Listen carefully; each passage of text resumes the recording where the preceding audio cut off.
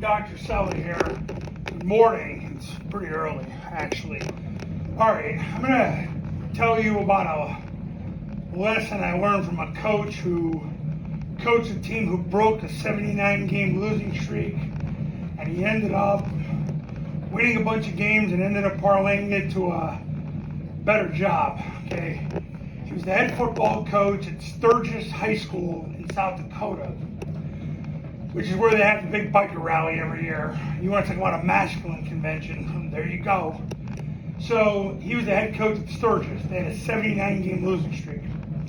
So what he did was he took his entire staff and he said, all you guys are going to do is coach the offensive line. The only thing you're going to do is coach the offensive line. I'll coach the skill players.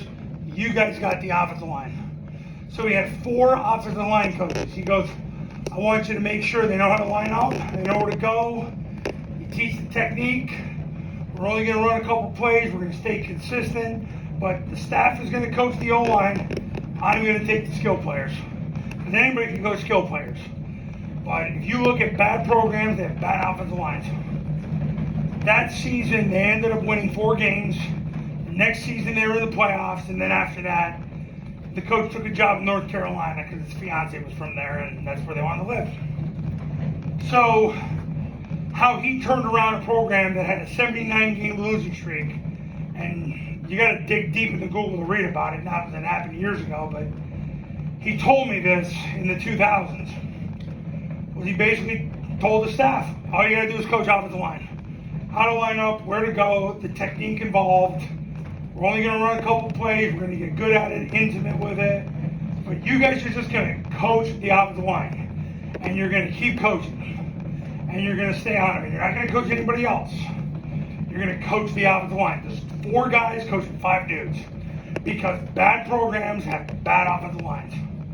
And that's how we turned around the program at Sturgis and parlayed it to a better job. So, whether or not you choose to use that advice is up to you. I can tell you that as I've traveled the country working with high school football programs,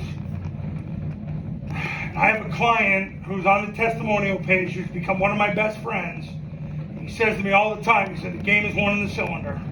It's won with the center and the 2 guards. And the triple option offense, the game is won in the cylinder. And if you want to have a perimeter running game, it starts off by being good in the cylinder. Because if you're not a threat in the cylinder, you're not a threat in the perimeter.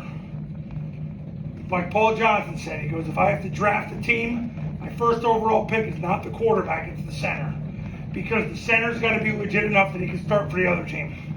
Because if the center couldn't start on the other team, he goes, we're not winning the football game. Center's the one spot you can't hide. So, take this advice, run with it. Just be fanatical about your offensive line, especially your cylinder, your center, your 2 guards. All right, we'll talk soon.